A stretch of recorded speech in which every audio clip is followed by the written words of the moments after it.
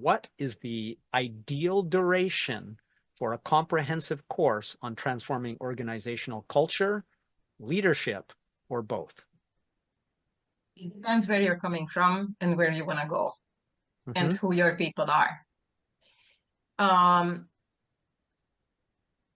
What I can tell you is that no matter how long or short the course is or program is, remember to follow up with the people 3 to 6 months after the program, depending on, 3 to 6 months depends on what happened before, and also a year after.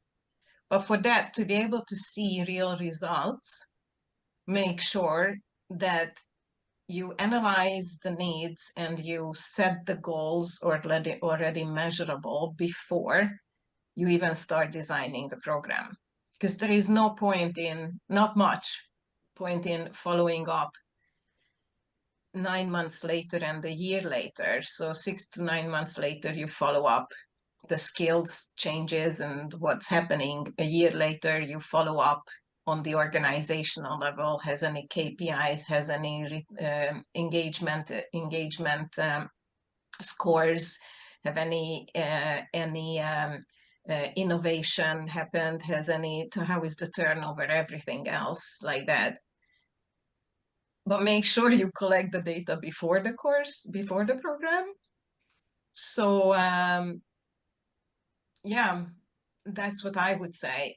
What we are seeing now as course developers is that the lovely shift, what we often call the flipped classroom, the lovely shift to letting people learn a lot of the things, the theory, the basics in their own time, from recorded sessions, from TED Talks, from Word from PDFs, from whatever. So they can either whiz through it if it is something they have already known, or they can go in their own pace and do it. And then when you bring them together, then it is going deeper and also working together, making the practical things. So that's why I think it's the ideal thing always happens to where you are, who they are you're working with, and where do you want to get to. You can't get to your destination or know how close you are if you don't know what the heck the destination is. Like, there really is no endpoint if you're doing it right, in my honest opinion. Well, most of the times, yeah.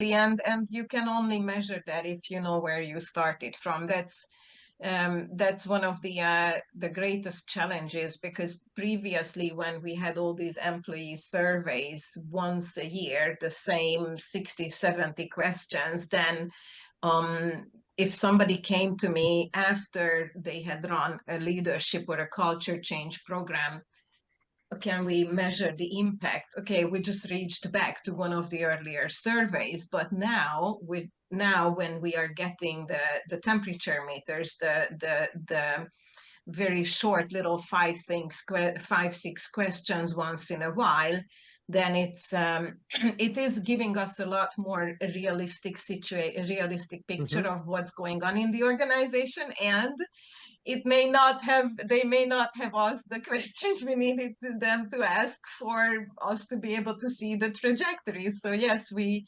now, as HR is progressing in these areas as well, we need to be even more called to the table at the very beginning. We are working on this cultural change. We will need these training programs. We want to be able to see changes here and there, then we need to make sure that HR is asking a few questions. If I understand correctly, it's like you drop a few questions that they can actually take some time to answer. There's only a few, it's more effective. And they also think which management level you're asking about and stuff. And also don't forget the daily situation I am in. If it's a good day, I answer the questions in a different way than if it's a bad day. And if I only got the possibility to answer once a year. So it's a lot of layers. But back to the point, that there are some really, really good questions in these employee surveys where we can measure, and from experience and studies see what 1% engage in employee increase in employee engagement leads to so many things that at the end of the day improve the bottom line. For many, it may feel very far-fetched, but when we draw up, you know, the steps, then they go like, oh yeah, that's true. I never knew that one good program can make such a big difference. And yes, so yeah, especially and even more so when it comes to leaders, even more so. Leadership buy-in is a big thing in terms of the success of failure of any kind of change management. Absolutely.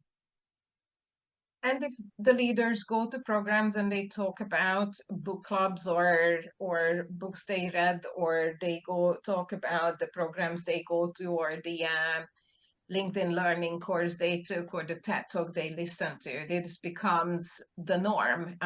They are role models, and also not only people follow what they do, but also people feel, excuse me, that I'm allowed to. Right. Which And even encouraged to, ideally. encouraged to, allowed to, permission. Right. Yes.